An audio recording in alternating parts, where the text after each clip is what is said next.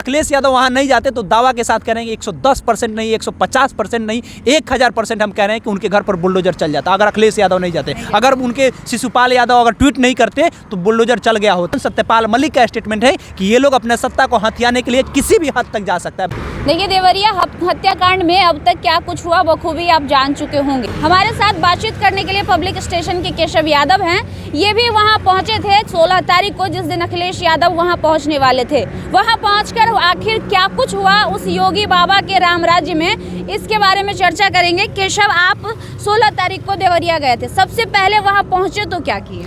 केशव यादव और साहिल यादव अगर बिहार से चल के उत्तर प्रदेश जाते हैं और प्रेमचंद यादव के दरवाजा पर जाते हैं तो वहाँ पे देखा जाता है कि एक द्विवेदी जी आते हैं, चतुर्वेदी जी आते हैं और कहते हैं कि क्या नाम है। नाम बताया जाता है कि केशव यादव, साहिल यादव बिहार से चल के आए हैं। तो जितना तेजी में आए हो उससे दुगुना तेजी में यहाँ से ये बात कौन बोलती है? वहाँ के द्विवेदी जी, प्रशासन में जो लोग बैठे हैं, एसआई जिसके पास डबल स्टार लगा हो, वे लोग इस तरह का भाषा का इस्तेमाल करते हैं कि जितना तेजी में तुम बिहार से चल के यहाँ आए हो उसके दुगुना तेजी में यहाँ से तुम मेन रोड पे चले जाओ। ये जातिवादी सरकार नहीं तो और क्या है।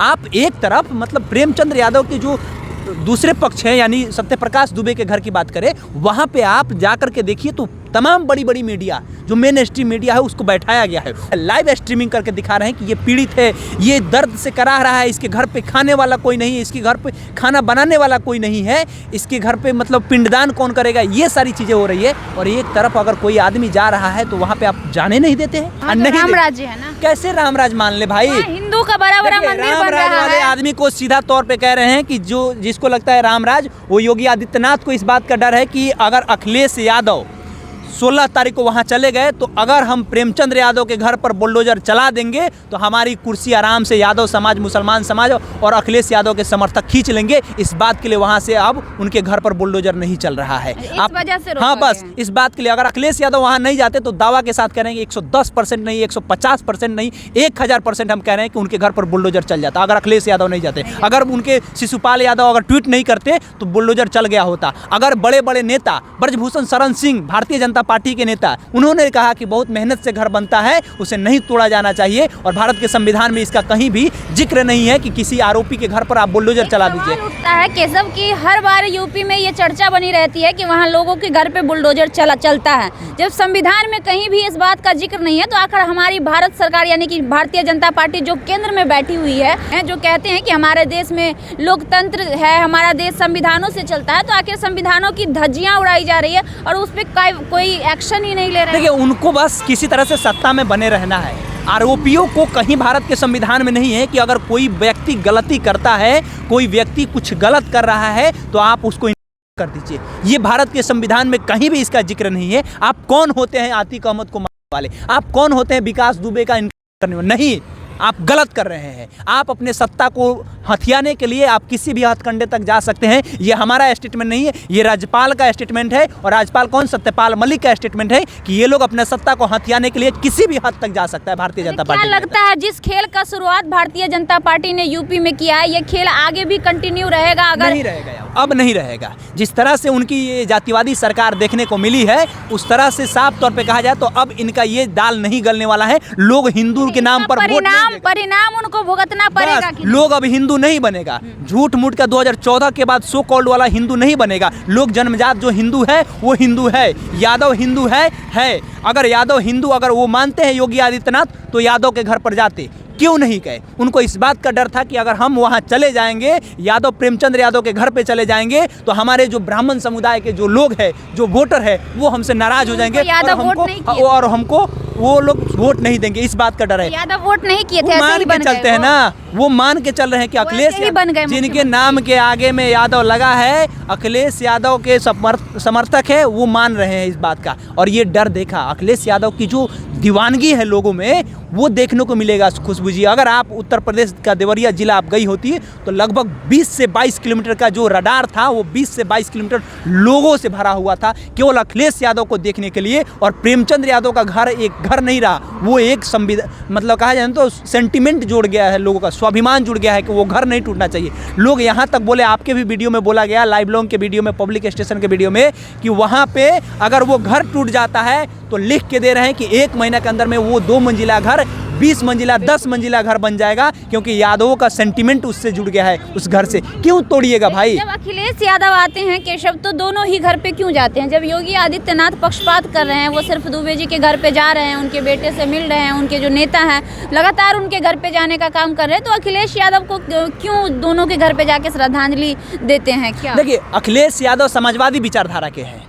समाजवादी विचारधारा का मतलब ही होता है कि समाज को एक साथ लेकर के चलना, ठीक है। और जो हिंदुत्ववादी विचारधारा को लेकर के चलते हैं, वो हिंदू में बस ब्राह्मण को देखते हैं, वो भूमियार को देखते हैं, वो राजपूत को देखते हैं, वो कायस्थ को देखते हैं, लेकिन वो यादव को नहीं देखेंगे, वो दलित को नहीं देखेंगे, वो मुसलमान को नहीं देखेंगे। अब बस सीधा सीधा स्वर्ण को देखने वाले लोग हैं। सवर्ण सब हिंदू है, बाकी तो हिंदू नहीं। उनके नजर में, उनके नजर में नहीं। सब क्या है? बाकी सब शूद्र है बाकी, और वो लोग योगी के वोटर नहीं हो सकते हैं, इस बात को उनको लग रहा है, इसीलिए वो नहीं जा रहे। अनाज के नाम पर लोगों को कब तक गुमराह कीजिएगा? मंदिर मस्जिद के नाम पर लोगों को कब तक गुमराह कीजिएगा? लोग इतना समझदार हो गया है, जातीय जनगणना होने के बाद योगी आदित्यनाथ को डर हो गया है कि हमारी कुर्सी अखिलेश यादव छीन लेंगे, और उनकी जो दीवानगी लोगों के प्रति देखने को मिल रहा है और लोगों का जो कनेक्टिविटी अखिलेश यादव के प्रति देखने को मिल रहा है, इससे उनको डर लग रहा है। एक और बात हम कहना चाहेंगे कि अभी तक सच्चाई किसी ने बताया नहीं कि आखिर में क्यों इनका हत्या हुआ और इसके हत्या के पीछे कौन है। तो ये आपको सीधा सीधा बताएं तो वहाँ भारतीय जनता पार्टी के देवरिया के एक विधायक है, जिनका नाम लोग प्यार से सुलभ शौचालय कहता है, हालांकि उनका नाम सुलभ मणि त्रिपाठी है। उनके वजह से ये सारा कुछ हुआ, वो रच रहे हैं। जानते हैं क्यों? वो बीच में कहाँ से आ गए? हम बता रहे हैं वो क्यों आए। प्रेमचंद्र यादव पहली बार प्रधानी जीते, दूसरी बार प्रधानी जीते, उसके बाद जिला पंचायत यानी बिहार में जिला सदस्य बने, जिला परिषद के सदस्य बने, और उसके बाद एक बार हारे। उनकी जो दीवानगी है ना, वो दीवानगी बढ़ते जा रहा था, पॉपुलैरिटी बढ़ते जा रहा था। गरीबों के बीच में वो पैसा देने का काम करते थे। लड़का अगर सड़क पर जा रहा है, 5-10 लड़का है और कह दिया कि चाचा हमको आइसक्रीम खाना है, तो प्रेमचंद्र यादव देखते नहीं थे कि आइसक्रीम कितना का होगा और कितना बच्चा है। बच्चों की संख्या नहीं देखते थे, आइसक्रीम की संख्या को नहीं देखते थे, और कहते थे कि जितना खाना है खा लो, पैसा हम देंगे। वो पैसा देते थे। ये दीवानगी उनको सुलभ मणि त्रिपाठी को और जो ब्राह्मण समुदाय के ठेकेदार बने बैठे हैं, उनको डर लग रहा था कि आने वाले समय में शायद ये देवरिया, शायद में ये आने वाले समय में देवरिया से हमारा सीट ना कब्जा कर ले, हड़प के ना पड़े रास्ते से। बस इसीलिए रास्ते से साफ करने के लिए देवेश को और उनके पिता को बताए कि आप बुलाइए, और उसके बाद में जो होगा देखा जाएगा। वो लोग बुलाए, ये 8 लाख के समझौता के लिए गए, और बेचारा ये कौन जान रहे थे कि हमारी यहाँ इनकी हो गई। और होने के बाद वो लड़का को देखिए कितना सातिर है, जिसके नाम पर लोग कह रहा है कि फंड जमा होना चाहिए। करनी सेना से लेकर के बड़े बड़े सेना जो कह रहे हैं, उन लोगों से कहना है, वे लोग कह रहे हैं कि बहुत पीड़ित है भाई, वो हत्यारा है। वो लड़का देवेश जो है, हत्या उसी ने किया, और अपने घर के लोगों को कुंडी लगा करके, बाहर से गेट लगा करके भाग गया। वहाँ के स्थानीय लोगों का ऐसा कहना है कि वो भाग गया, और भागने के बाद जब लोगों को पता चला कि प्रेमचंद्र यादव की हत्या हो गई है, और हत्या सत्यप्रकाश दुबे के परिवार के लोगों ने कहा, तो 10 किलोमीटर के राडार में सारे लोग उस गांव में चले गए कि प्रेमचंद्र यादव की दीवानगी थी। लोगों से एक व्यक्तिगत ना होता है कि फलना है तो फलना है, इस तरह से हुआ। और सारे लोग, सवाल जाहिर सी सवाल है कि अगर प्रेमचंद यादव स्वभाव के अच्छे नहीं होते, वाकई दबंग छवि के होते, तो इतने सारे लोग जो आज उनके लिए रो रहे हैं, क्यों रो रहे हैं? एक और बात है ना कि वहाँ स्थानीय जितने भी थाना है, एक भी थाना में उनके ऊपर FIR दर्ज नहीं है, एक भी। यही एक जमीन का मामला को लेकर के मात्र FIR दर्ज है। और कुछ लोग ये भी बातें लिख रहा है कि आखिर में इन्होंने जमीन हड़पा है, इसीलिए इनकी हत्या हुई है। हम पूछना चाहते हैं कि सत्यप्रकाश दुबे 3 भाई, एक भाई को पहले जहर दे करके उनकी बीबी, दूसरे भाई को आप इतना प्रताड़ित कर रहे थे, जमीन लिखवाना चाह रहे थे। टोटल आपकी 35 बीघा जमीन है, और आप जमीन हड़पने के लिए अपने भाई को भगा रहे थे घर से। वो भाग करके इनके घर आए। क्यों आए? आप प्रताड़ित कर रहे हैं, तब ना आपका भाई दूसरे यादव कम्युनिटी के यहाँ चला जा रहा है, ब्राह्मण के यहाँ नहीं जाकर के यादव के घर। 7 सालों से। अरे भाई 35 बीघा जमीन घर न बनवाए तो गरीब कहलाइएगा? आपके पास 35 बीघा जमीन है और आप फटा कपड़ा पहनिएगा तो हम क्या लेने देने उससे?